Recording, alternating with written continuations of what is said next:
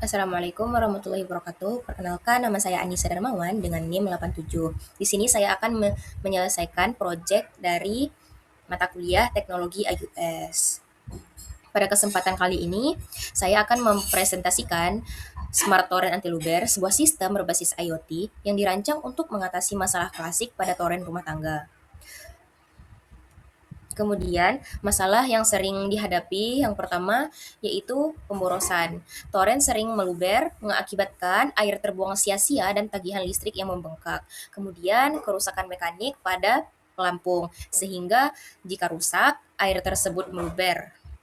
Kemudian, yang ketiga, kurangnya pemantauan dari pemilik rumah. Pemilik rumah tersebut tidak tahu kapan air tersebut meluber dan kapan air tersebut habis.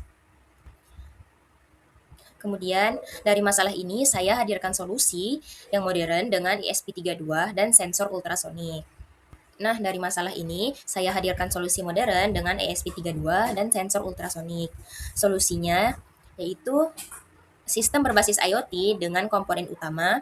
Yang pertama, ESP32 sebagai otak pengendalinya, kemudian ada sensor ultrasonik HCSR04 sebagai mata untuk membaca permukaan air tanpa kontak langsung. Kemudian ada LED-nya sebagai tangan untuk menyalakan dan mematikan pompa. Kemudian di sini saya juga menggunakan resistor sebagai pelindung arus untuk LED. Dengan kombinasi ini, torrent bisa berubah menjadi torrent pintar yang bisa bekerja otomatis. Ini merupakan matriks integrasi pin wiring symmetric. Dan ini merupakan sensor, ini merupakan ESP32-nya, ini merupakan LED-nya, dan ini merupakan resistornya. Ini merupakan komponen yang disambungkan dengan pin ESP32. Di sini saya menggunakan algoritma dan logika operasional. Rumus yang saya gunakan yaitu rumus jarak sama dengan durasi dikali 0,034 dibagi 2. Nah, di sini jika jarak air kurang dari 10 cm di bawah sensor, maka pompa tersebut akan otomatis mati.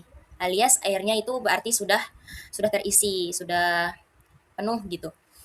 Akan tetapi, jika jarak airnya lebih dari 100 meter di bawah sensor, maka pompa akan otomatis menyala.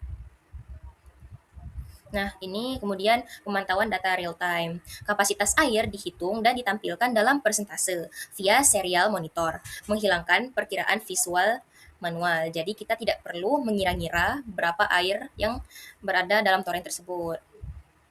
Kemudian lanjut ke evaluasi. Apa sih perbedaan jika menggunakan pelampung mekanik versus smart torrent IoT?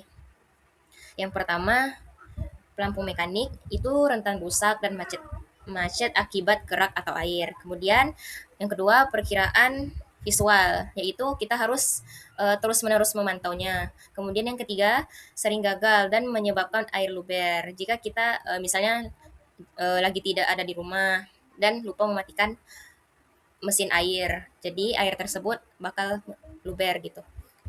Kemudian pada smart torrent IoT itu dia lebih gampang dirawatnya karena dia tidak langsung terkena air. Kemudian yang kedua, kapasitas diketahui pasti dalam angka persen. Jadi kita tidak perlu mengira-ngira sudah berapa air tersebut terisi atau habisnya. Jadi sudah terpantau oleh smart torrent ini. Kemudian yang ketiga, dia itu otomatis presisi berdasarkan kalkulasi algoritma jarak. Jadi karena dia itu sudah terdeteksi, maka tadi seperti yang tadi, jika dia sudah terisi 10 cm di bawah sensor, maka dia akan otomatis terhenti seperti itu. Kemudian yang terakhir yaitu resolusi efisiensi air dan energi. Jadi saat kita menggunakan smart torrent ini, yang pertama nol air mubazir. Jadi air itu tidak terbuang sia-sia karena sudah terdeteksi oleh smart tadi. Yang kedua yaitu nol listrik boros. Jadi jika kita menggunakan teknologi ini, maka listrik yang kita gunakan itu hanya secukupnya, hanya digunakan saat mengisi air. Jadi ketika saat air itu penuh, tidak perlu lagi menggunakan listrik gitu. Yang ketiga, terpantau dengan jelas karena kita tidak perlu lagi mengecek langsung ke torrentnya karena sudah terpantau oleh teknologi smart torrent. Baik, di sini saya akan melakukan simulasi. Yang pertama, saya akan menjelaskan sedikit tentang codingannya. Nah, pada bagian sini ini untuk menentukan air tersebut penuh atau kosong. Jadi, jika jika penuh maka otomatis berhenti, jika kosong maka otomatis terisi. Kemudian di sini ada bagian loopingnya. Kenapa menggunakan looping? Karena di sini air akan terus terisi jika dia kosong. Dia akan berhenti saat dia penuh gitu. Maka dari itu dia akan terus menerus. Makanya menggunakan beberapa fungsi ini. Kemudian di sini saya akan melakukan simulasi.